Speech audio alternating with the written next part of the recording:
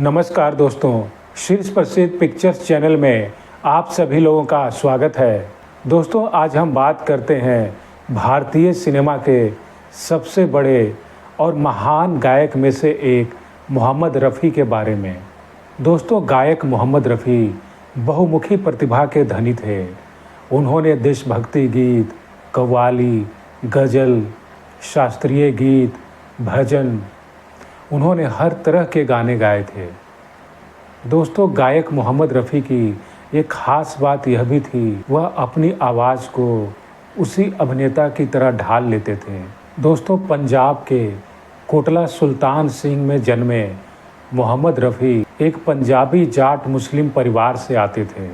मोहम्मद रफ़ी ने अपने फिल्मी कैरियर की शुरुआत 1944 में आई एक पंजाबी फिल्म गुल बलोच से शुरू किया था। इस फिल्म में उन्होंने युगल गीत गाया था और वह गीत था परदेसिये गोरिये नी हिरिये नी। और इसके एक साल के बाद यानी कि 1945 में उनकी पहली हिंदी फिल्म आई और उस फिल्म का नाम था गाँव की गोरी। इस फिल्म में उनके द्वारा गाया गया गाना अजी दिल हो काबू में, यह उनका पहला हिंदी भाषा में गाना था। लेकिन 1952 में आई फिल्म बैजू बावरा ने उन्हें रातों रात एक स्टार गायक बना दिया था। इस फिल्म के सारे गाने सुपर डुपर हिट हुए थे और इस फिल्म के कई गानों में दो गाने ओ दुनिया के रखवाले और दूसरा गाना मन तड़पत हरि दर्शन को, इन दो गानों ने उस दौर में काफ़ी धूम मचाई थी। और बैजू बावरा फिल्म के गाए गए गानों से मोहम्मद रफ़ी बहुत ही मशहूर हो गए थे। दोस्तों, ऐसा कहा जाता है कि मोहम्मद रफ़ी जब छोटे थे तो उनके गांव में एक फ़कीर गलियों में गाते हुए घुमा करता था। तो मोहम्मद रफ़ी को उस फ़कीर के द्वारा गाया गया गाना काफ़ी पसंद आया था, तो वह भी फ़कीर के पीछे पीछे घूमते हुए गाते रहते थे और फिर उस फ़कीर के द्वारा गाया गया गाना को वह दिन भर गुनगुनाते रहते थे। मोहम्मद रफ़ी जब करीब 9 वर्ष की उम्र के थे तो वह परिवार का गुजारा चलाने के लिए नाई का काम किया करते थे। तो एक बार संगीतकार जीवन लाल उस नाई की दुकान में अपना बाल कटवाने पहुंचे थे। तो मोहम्मद रफ़ी ने गाना गुनगुनाते हुए उनका बाल काटा था। तो उनके द्वारा गाए गए गाने से जीवन लाल काफ़ी प्रभावित हुए थे और फिर संगीतकार जीवन लाल ने मोहम्मद रफ़ी का ऑडिशन लिया था और उस ऑडिशन में भी मोहम्मद रफ़ी सफल रहे थे। और फिर संगीतकार जीवन लाल ने ही मोहम्मद रफ़ी को पंजाबी संगीत की ट्रेनिंग दी थी और मोहम्मद रफ़ी के गाने की कला को निखारा था। दोस्तों, मोहम्मद रफ़ी को 13 साल की उम्र में स्टेज पर गाने का मौका मिला था। दरअसल एक प्रोग्राम के दौरान मशहूर गायक केएल सहगल को गाना गाना था, लेकिन बिजली चले जाने के कारण वह स्टेज पर नहीं आए थे। तो उस दौरान मोहम्मद रफ़ी को गाने का मौका दिया गया और मोहम्मद रफ़ी के द्वारा गाया गया गाना लोगों को काफ़ी पसंद आया और लोगों ने खूब ज़ोर शोर से उनके लिए तालियां बजाएं। और उस दौरान केएल सहगल भी, जो स्टेज पर अपना प्रोग्राम नहीं दे सके थे, मोहम्मद रफ़ी को गाते हुए सुना था और फिर उन्होंने मोहम्मद रफ़ी के बारे में कहा था कि आगे जाकर यह लड़का एक बहुत बड़ा गायक बनेगा, जो कि उनकी बात सच साबित हुई। दोस्तों, 60 के दशक तक उस दौर में मोहम्मद रफ़ी को टक्कर देने वाला कोई भी गायक नहीं था। हालांकि किशोर कुमार 70 के दशक में एक बड़े गायक के तौर पर उभरे थे और आगे जाकर किशोर कुमार भी मोहम्मद रफ़ी की तरह ही एक बड़े और महान गायक के तौर पर उनकी गिनती होने लगी। दोस्तों, वैसे तो मोहम्मद रफ़ी ने करीब 25,000 से भी ज़्यादा गाने गाए थे और उनके द्वारा गाए गए लगभग सारे गाने उतने ही लोकप्रिय और प्रसिद्ध हुए थे। फिर भी उनमें से अगर उनके द्वारा गाए गए जो कालजयी गाने हैं उनकी बात करें तो उनमें थी बहारों फूल बरसाओ मेरा महबूब आया है, एहसान तेरा होगा मुझ पर, क्या हुआ तेरा वादा, 14वीं का चांद हो, मैं ज़िंदगी का साथ निभाता चला गया, चांद मेरा दिल, तू इस तरह से मेरी ज़िंदगी में शामिल है, ये दुनिया, ये महफ़िल, तुम जो मिल गए हो, आने से उसके आए बहार, दर्दे दिल, दर्दे जिगर, लिखे जो खत तुझे, इत्यादि और भी कई सारे गाने शामिल हैं।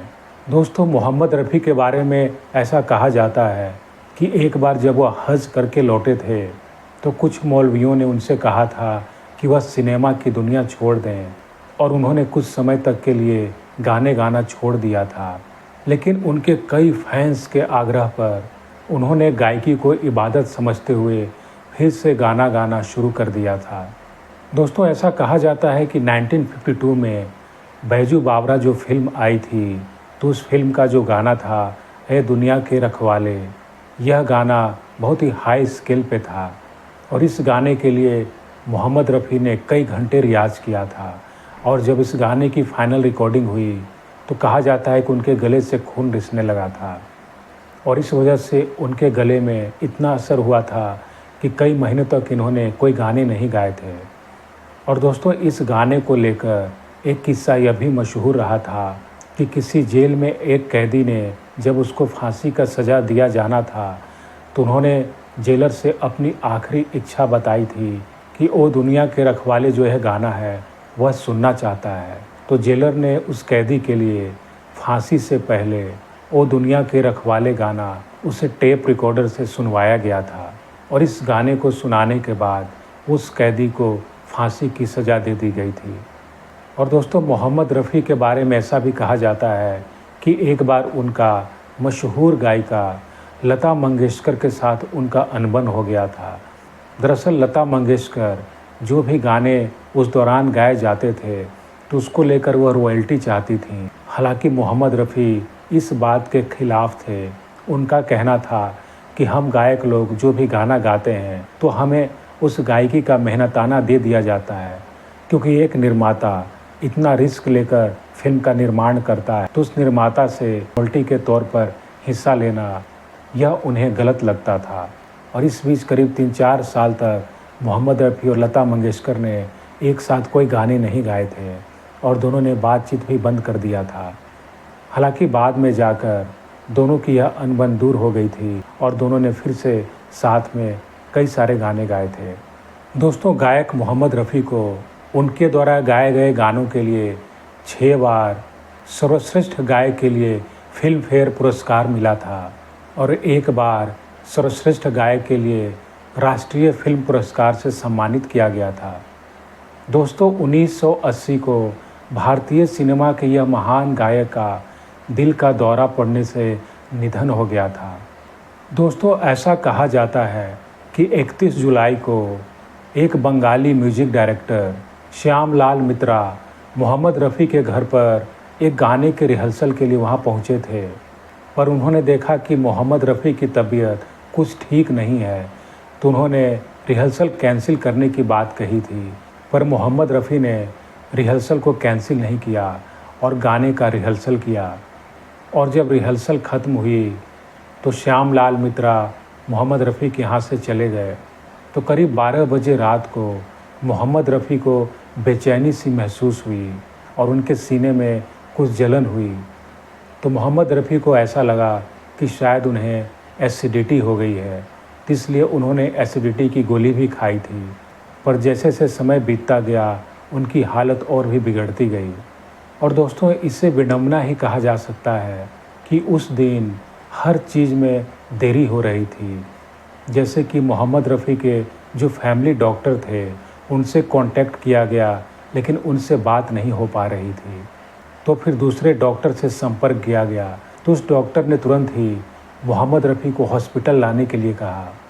और जब सभी लोग मोहम्मद रफ़ी को लेकर अस्पताल पहुँचे, तो अस्पताल की लिफ्ट ख़राब थी, और उसी दर्द और बेचैनी की हालत में मोहम्मद रफ़ी को सीढ़ियों से ही ऊपर ले जाया गया।